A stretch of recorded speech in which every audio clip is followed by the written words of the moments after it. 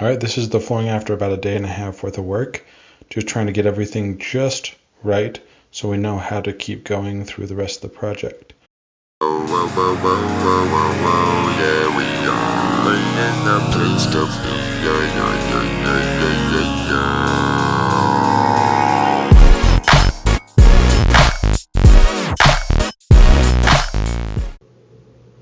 yeah. Okay, so this is me recording after the fact because my GoPro audio didn't work very well. So we are just kind of working in this triangular shape part of the house here. Over here, I just did the baseboards. I undercut the baseboards here, and I'm going to have to undercut the baseboards a little here, and then we're just going to butt up against this part of the wall right here. And then we're going to be putting cord around here.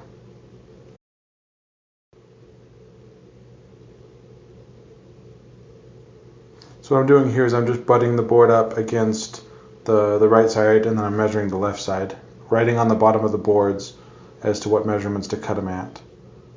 Go cut them, bring them back, put them in place. Now this black bar, I was able to just kind of pry the board into place, and it popped right into place. I didn't actually have to hammer anything. Another really nice thing I learned during this project is this is a 12-foot measuring tape on my pocket here. I was able to just pull the tape out, measure, let go. It would recoil right back to where it went, and it made it really nice because I wasn't setting my tape measure down, picking it up, leaving it places, and everything else.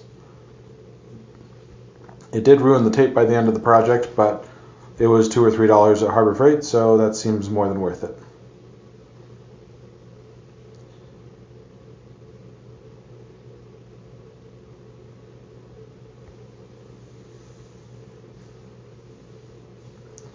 So this part gets a little bit more tricky, trying to get the angle just right.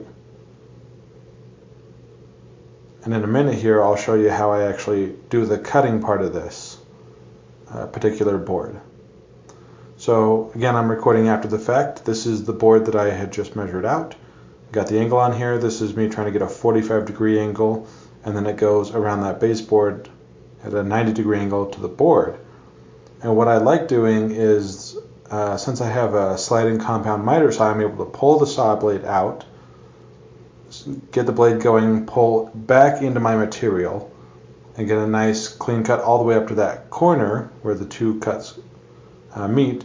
And then I actually take my saw, get it back to that 90-degree angle, and then pull back in like this. So from there I can take a miter saw, or I have a Japanese pull saw here, and I can finish the cut using either one of those.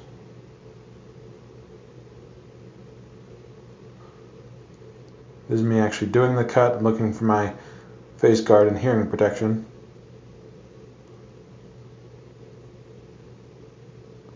That's me getting the 90-degree end of it, doing the 45-degree end here.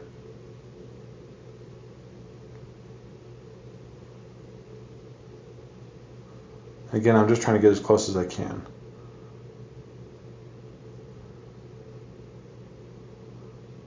So there's the cut, just about perfect, and then I squared off the last board. This is me getting it put in place, and I'm just about to move on to the next part. Now while I am doing this little detail piece here, I spent a lot of time trying to get this part just right, because the previous board, the flooring that I pulled up, really frustrated me on this quarter, as you probably saw in the first video.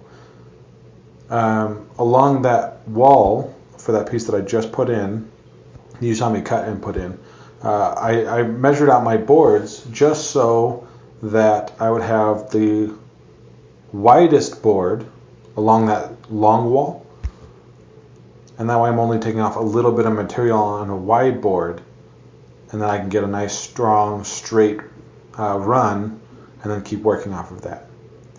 Now this part was interesting. I was undercutting a little bit here and there. I was hammering a piece in. I was trying to get it to fit just right, because again, part of the reason I'm doing this is so that the flooring looks better. So I'm taking a lot of time to try and do it right, because I don't want to feel like I failed the whole way through the project, or cut corners or whatever. So this is me doing the first cut. That part was great. I go to do this cut and I do the cut wrong. I didn't erase my line, so now I have to recut this board. And what I end up doing is, because I'm starting on that end of the board, I just cut the notch out, move the notch over, restart the cut, go that way.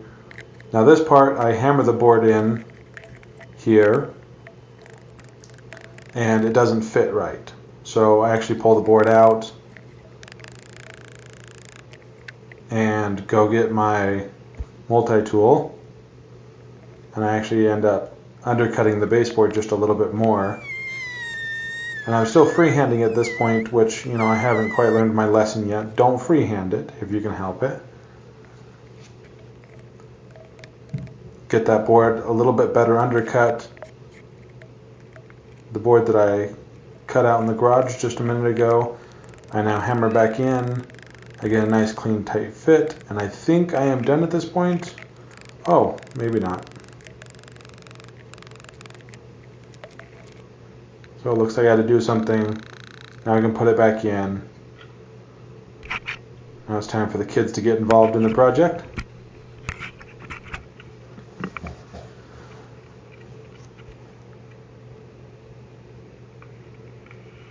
And here, I decided to stop and take a few minutes to teach my son how to use power tools.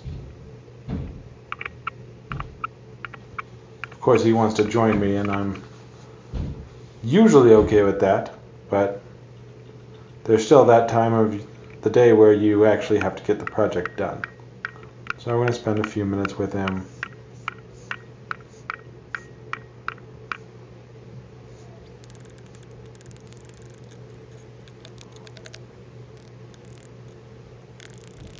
And then we're going to move on to the next board. And again, I'm taking off on this next board about an inch along this straight wall that you can see. This is me just using a little chunk of board. It's about 1 inch.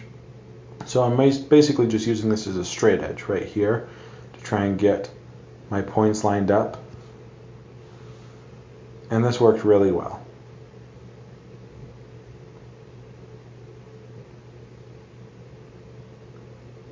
Get my points lined up, get everything marked all the way down the length of the board. Now this is a good time to stop for a second and talk about safety, which I'm about to ignore the rule, but I did try and wear my earmuffs or my hearing protection the entire time and a face guard the entire time, because I got stuff in my eyes even just 2 or 3 times, and it was so frustrating. I'd have to stop for 15 or 20 minutes and try and clear out my eyes. So I very quickly learned the lesson of protect yourself, and this project will be a lot more enjoyable.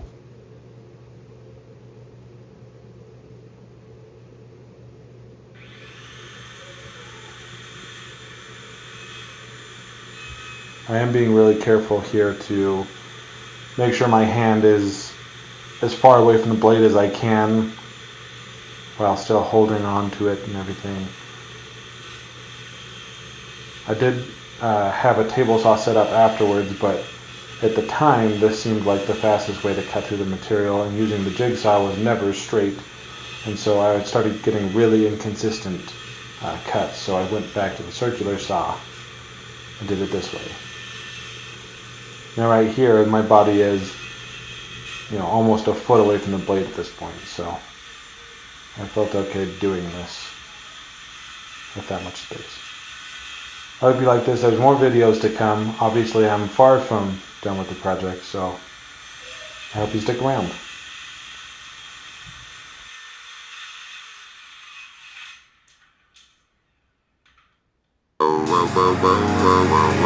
Yeah, we are in the place to be.